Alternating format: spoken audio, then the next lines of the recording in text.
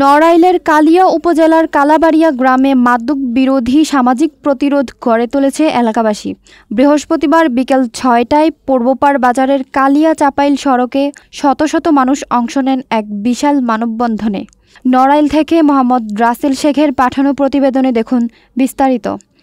এলাকার সাধারণ মানুষের আয়োজনে আয়োজিত এ মানববন্ধনে প্রধান বক্তা হিসেবে উপস্থিত ছিলেন সমাজসেবক মোহাম্মদ সবুর মোল্লা।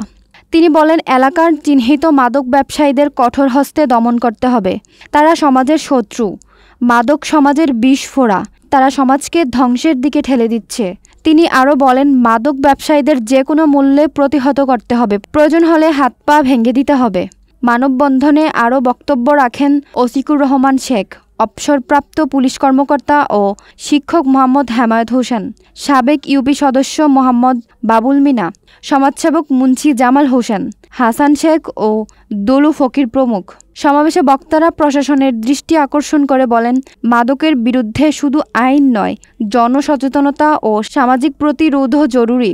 বক্তারা দ্রুত মাদক নির্মূল না হলে আরও বড় আন্দোলনের ঘোষণা দেন। এ সময় পুরো এলাকা ছিল মাদকের বিরুদ্ধে গণ আন্দোলনের আওয়াজে মুখরিত। মানববন্ধন সঞ্চালনা করেন মোহাম্মদ শারাফত মোল্লা।